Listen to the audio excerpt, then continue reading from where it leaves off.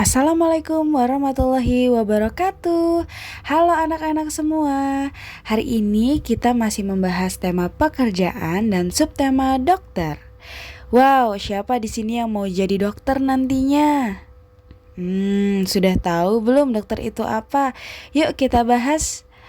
Dokter adalah seseorang yang karena keilmuannya berusaha menyembuhkan orang-orang yang sakit.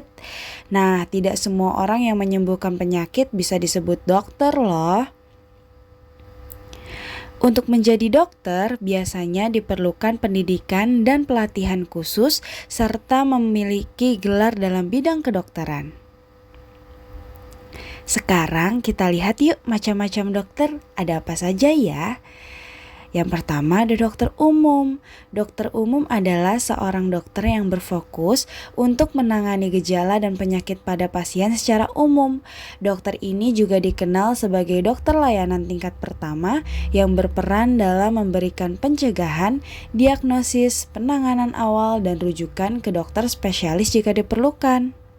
Berikutnya, dokter spesialis. Dokter spesialis ini ada beberapa macam loh. Spesialis penyakit dalam, spesialis THT, spesialis kulit dan kelamin, spesialis anak, spesialis kandungan, dan lain sebagainya.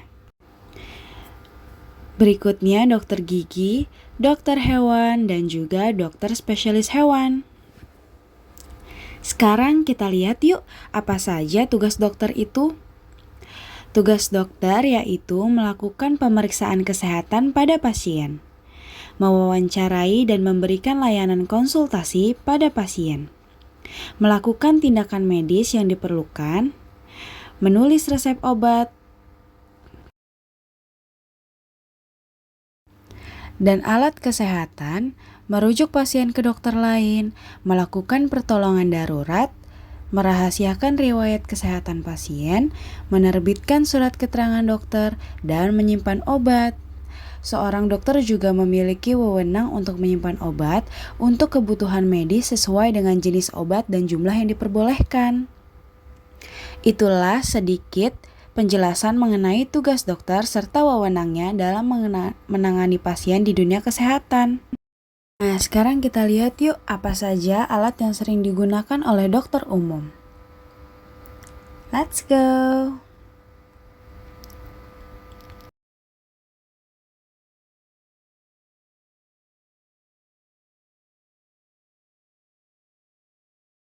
Yang pertama ada stetoskop.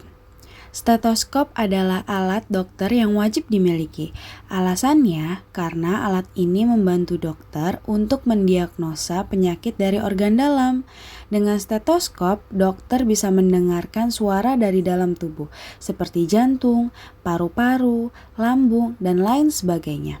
Stetoskop biasanya digunakan untuk mendengar irama denyut jantung dan pernapasan. Nah, berikutnya juga ada termometer, yaitu alat yang digunakan untuk mengukur suhu tubuh. Termometer menggunakan skala Celcius untuk mengukur suhu.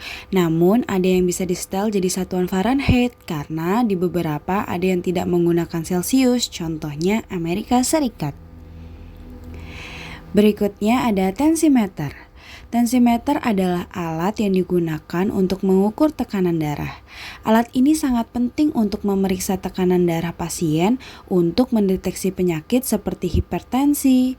Dengan tensimeter, dokter bisa menentukan langkah medis yang akan dilakukan. Misalnya, untuk pasien yang akan vaksin, jika tekanan darah tinggi, maka suntik vaksin bisa ditunda sambil menunggu tekanan darah pasien normal. Selanjutnya, timbangan berat dan pengukur tinggi badan adalah alat yang digunakan untuk tahap screening awal.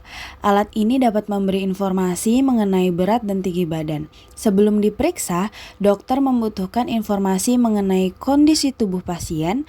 Berat badan memiliki kontribusi terhadap kondisi kesehatan pasien. Berikutnya ada otoskop, yaitu alat dokter yang umum digunakan oleh dokter THT. Alat ini membantu dokter untuk memeriksa saluran telinga pasien. Dengan alat ini, dokter bisa mengetahui apakah ada infeksi pada telinga pasien. Alat ini memiliki cahaya dan lensa pembesar pada ujungnya untuk melihat bagian tengah hingga dalam telinga. Berikutnya yaitu ada senter medis atau pen light. Alat dokter satu ini berfungsi mengecek kondisi mata, telinga, dan juga hidung pasien. Alat ini biasa digunakan untuk deteksi penyakit pada pasien dengan cepat. Misalnya, senter medis bisa melihat kondisi amandel atau pangkal tenggorokan pasien untuk melihat apakah ada bengkak atau infeksi. Selanjutnya ada sundip lidah atau spatula atau spatel. Sundip lidah atau spatel adalah alat bantu untuk memeriksa kondisi lidah dan tenggorokan pasien. Spatel terbuat dari bahan logam, namun setelah digunakan harus disterilkan kembali. Saat ini ada spatel atau sundip lidah dari bahan kayu sehingga bisa langsung dibuang setelah dipakai.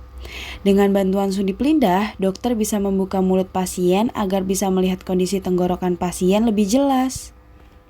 Dan yang terakhir yaitu oximeter, yaitu alat pengukur saturasi oksigen dalam darah.